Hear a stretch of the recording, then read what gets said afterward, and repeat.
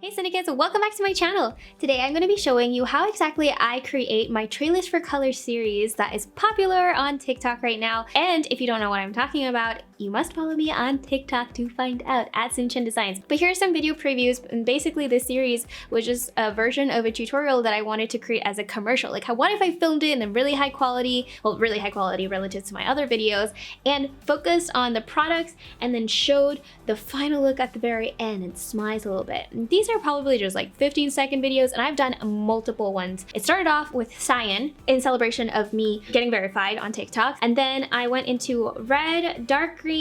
This is not in order, by the way. I did dark blue, also pink, yellow, and the most recent one was the purple color. And I am actually wearing the wearable editorial version of the avant-garde purple photo shoot. So if you want to see how I did this look, then make sure to check out this video after this one. What's so exciting is the fact that like once you start a series, people start getting really into it. And when I start taking people's suggestions, they get really invested in it, they come back to my page, and it's just like a really good way to interact and communicate with my audience. And they've actually commented when I decided to take a hiatus off and focus on other things, because I was definitely putting off other things like collabs, campaigns, and stuff, because I was trying to continue the series, and they were asking for the next color. So purple was the color that I actually waited a while to do, and then the next one that's coming up is up in the air, because I think I'm going to start making it a dual color situation. So we're starting to make things a little bit more complicated when we run out of colors of the rainbow, and I really want to keep the series going for as long as I can. There are some things that tie the series together that make it an actual video series, and there's a couple of elements that are repetitive in every single one that makes it very successful. So if you do want to find out about it, then make sure to keep watching, hit the subscribe button and notification bell, and let's get right to it.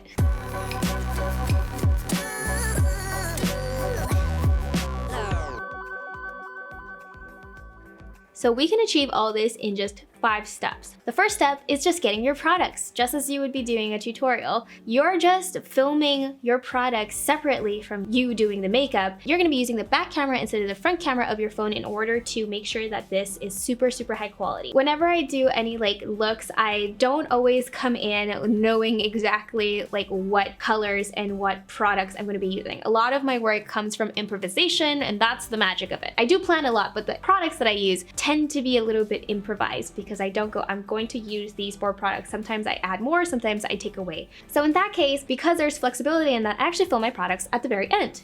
So I'll have maybe like a product right here. I'll have it open.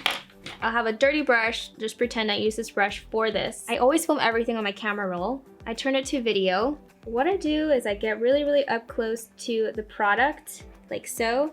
Generally I film it on my table, and I get as close as possible to it, maybe put it near the edge of my table so I can get really up close.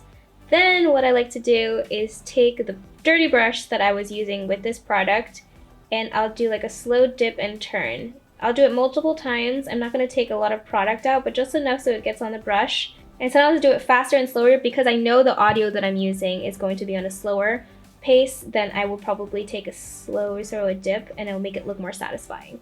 Then I just go ahead and just wipe it right off. See, I don't want to use too much, because honestly, I just don't want to waste the product. Essentially, I'll film every single product differently. I'll dip it with different brushes. If I'm putting on lipstick, for example, I'll face the camera back towards me, start recording, and then I'll see myself putting on the lipstick. And so sometimes I'll frame it so it's like right on one side of my face, and I'll get up close if I want more detail. And generally, I'll have a mirror in front of me. So I do have a couple of mirrors on my desk. It's so dirty. But I do have this mirror, and it kind of gets propped up, moves up like this. I'll use my back camera. I'll be able to see what I'm filming, because the back camera does give me higher quality than the front camera. So there's 2 things I can do. Sometimes I can film these snippets while I'm in the middle of a tutorial, or while I'm in the middle of the progress of doing my makeup. And other times I'm just lazy and I wait till the very end, and I'll do like small things here and there that complete the look. For example, putting on some stickers, making sure that my eyelashes are on tight and glued properly. I also use a Gorilla tripod, and if you want to also like purchase any of the things like the mirror and the tripod, I actually do have an Amazon store where I recommend these products, and I am affiliate for them, so the link is in the description box right there. It's so easy for me to just prop this up on the tripod with the mirror behind it, and I'll just film myself. So I'll just turn this around the other way, if I want to film something from the back camera. That will just be sitting on my desk. The second thing you need in order to make this Trailers for Colors series video is the audio. So specifically, the audio that has worked for all of these colors was the slowed down version of Desperado by Rihanna, and it was created by another TikTok user. So I added that song to favorites,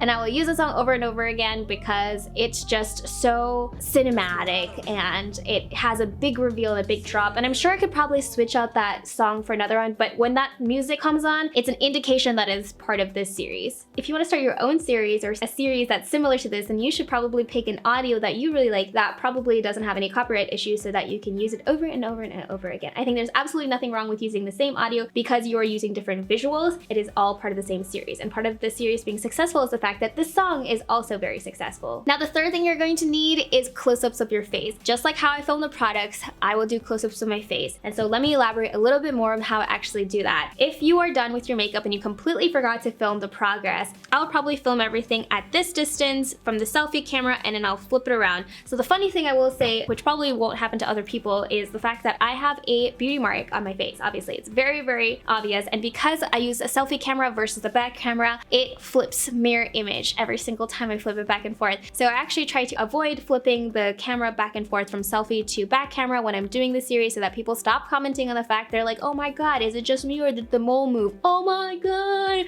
do you not know how cameras work and mirrors? Like, because my face is clearly not symmetrical, you can tell if I'm using the front or the back camera. So I always remind myself to use only the back camera when it comes to filming my face for this series specifically. But if you can't remember that, just do everything in the selfie camera. But yeah, little easy things here and there to use is, for example, I was already using lipstick, so I could be putting on a last layer of lipstick, or maybe I had some highlight when I put on my Cupid's bow, so I'll put the highlight and I'll tap it a little bit. Or maybe with my stickers, I'll put the last sticker on and I'll press it, or I'll like move it around, and I'll just film extra. You always want to film more than you actually will use so that you have more to cut, because when you're done with your makeup and you take it off, obviously you can't go backwards. I will say though, be very, very careful when you are doing a little bit of acting and mimicking of like the actual process, not to hover. I think that's the thing that I see a lot of people make a mistake of. For example, look what's happening. Some people will just pretend and they're actually not tapping. And guess what's so obvious? Like, look at this. There is a shadow that shows I'm not touching my eye. Some people don't realize that. When you're mimicking the action for the sake of the camera, make sure you're actually touching your face. I rest my case, period.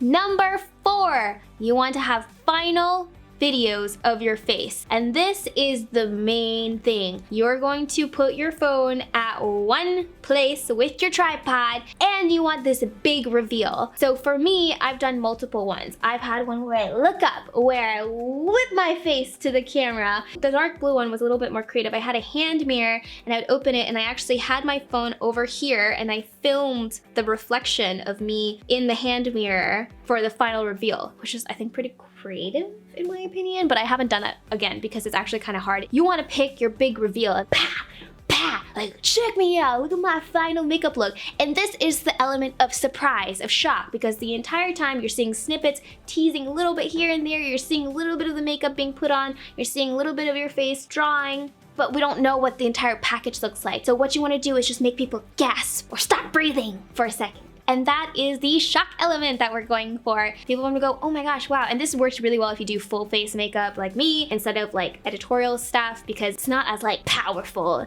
boom, as if you did like a full face look. And I'll add accessories and whatever. So I'll do my look as usual. And then this is the reveal. I hate lip syncing unless the lip syncing serves a purpose of telling a story. However, for this one, I use the Desperado, and that's the only thing. And I will say in the beginning, a big mistake that I made was I would mumble, but now it's really awkward. But when I film, I will actually say the word, because then your lips and your mouth will actually form to the actual words. I think it's so much easier to like actually speak versus when you're trying to do it silently and you're like, I think it's even more awkward, especially to watch it back. It is kind of cringy, which is why only I edit my TikTok videos. Nobody gets to see all these bloopers. My video editors for YouTube do.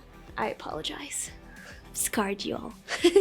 Do it multiple times. I will just hit record and I will do it multiple times on the selfie, and then I'll do it in the back. I will have one version of each just in case maybe I do the back one, it turns out blurry, maybe I do the selfie one and I actually just like the way I did it better. And in terms of timing, you wanna just play the music in the background. I'll just put on my desktop the TikTok video that I did for a previous one or that has a song on it, and then I'll play it over and over again. I'll just kind of whip my head around and say Desperado, Desperado, Desperado, Desperado. And then when I'm done, I have to film a separate B-roll of me actually like posing and doing like because after you say Desperado and the reveal happens, you gotta show off the makeup and cut in interesting jump cuts in order to keep the audience going. People want to see the details, so you're gonna give it to them. And finally, step 5 is to put it all together in editing. So I use InShot. I've actually bought the one-time premiere version of InShot. I cut it together with the music extracted from the TikTok that I downloaded. So I have the music for Desperado, and I have all my videos, my product shots, my close-ups, my progress, and also my Desperado reveal. So there's a bunch of stuff there. I just have to cut it. So I have like the first 5 shots are products, and then maybe like I sprinkle in a couple of like me touching my eyelash or finishing up my lipstick or maybe tapping my highlighter, just things I've been talking about. If you already did multiple videos with tutorials and transitions, you can repurpose some of those clips or parts of the video that weren't those exact clips in the Desperado video because it's so quick. It's like literally a second. And then when you're actually stitching it all together, you overlay the music, make sure it's all synced up, and at the very end, you make sure that Desperado is aligned, because that is going to be so freaking annoying if you do not get the lip sync right. Also, if you want to know what other things to stop doing in your videos, including bad lip syncing, then make sure to watch this video. Something just fell off my desk, shit. But yeah, go watch that video. Cindy gets mad. So here is the trailer for color. This is the yellow one. First, there's the product, slow glide, then me putting on another product, dipping into another product, little tapping action, picking something up. Hey, there we go. Pose, pose, pose. So going back, you can see when I click on music that this music came from another video, so it's extracted and I just placed it on top so that I can time everything. I paste all of my actions to the song. So at the beginning it's like, oh, oh, oh, oh. Yeah, so it's like slow. So for every oh and beat, I will cut the video. So here is where I cut the first one, and then I show a separate, you know, kind of like tease, like, ooh, now there's gold, now there's eyeshadow, and now I'm putting some sticky things. But notice how close it is. Most of the time I will zoom in on a lot of my video clips in order to show a specific part of the makeup being altered or part of the process, and I want to focus on something. So I will click on canvas and I will show you. If I pinch out, this is actually what the original framing looks like. And what I did was I pinched inwards to make sure that I just showed the eye. Same thing with this next shot. If I can click on that and zoom out, this is actually how I filmed it. It was actually a little bit further away and off to the side. I zoomed in so that it was very, very close up to the powder. So that looks more cinematic, and it crops out all the unnecessary like parts of the video. So I like to alternate, so close up and then a farther away shot, a wider shot, so that there's more differentiation for between the jump cuts. Because if it's too similar to each other, there's not much change, there's not much visual dynamicism in order for you to want to continue watching. So sometimes when I'm filming, I do not take my own advice and I do not put the audio in the back, because this is like maybe like the 4th one I already did. So I just said Desperado after doing a couple of like head whips to the camera, and of course it was a hit or miss because the audio didn't really 100% match up with my lip syncing. So what I do sometimes is a trick where I'll cut it for the music to go Desperado, but then I will go into speed and I'll speed it up so that my Desperado matches. And this definitely really helps because I want to make sure that Desperado is like completely matching my lips. Just a little bit, you don't want to go too crazy. I might like take some clips and slow it down when I'm doing the posing so it looks more dramatic. For example, if I moved a little bit faster. I think pacing is everything. And a lot of people have said like it's kind of like an opening to a theatrical production or something like that. But from the comments, people respond very, very well to the pacing and the way that it's presented. It's a more interesting way to do a transition video, I guess, without actually doing a transition video. And finally, it's pose, pose, pose. But here again, let me show you how the actual video looks if I hit canvas and I resort back to how it looked before, boom. I actually filmed this quite far away and you can see my backdrops at the top, and this is actually how it looked. I was just rolling around in my chair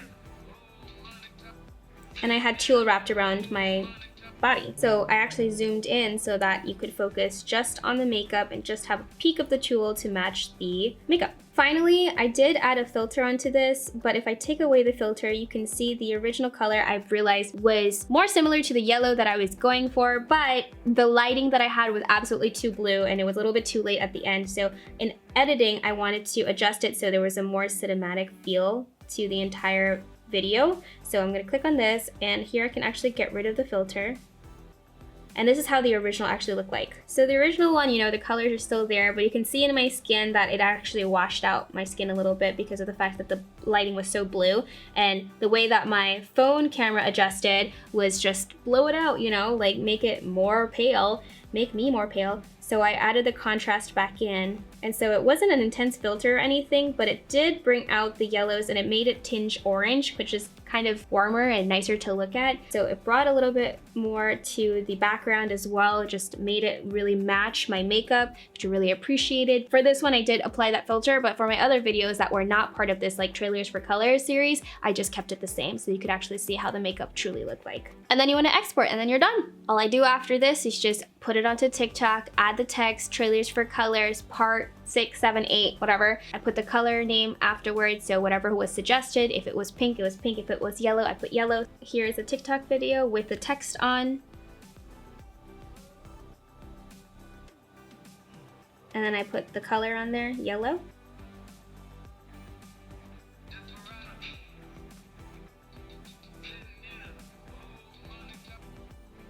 And that's it. And that, my friends, is how I created my Trailers for Colors series. I hope you enjoyed this video, and if you have any other suggestions for a future video or requests, then make sure to leave a comment below. And if you like this video, make sure to give it a thumbs up, hit the subscribe button and the notification bell so you're notified whenever I post a new video. As usual, stay creative, and I will see you in the next one. Ciao!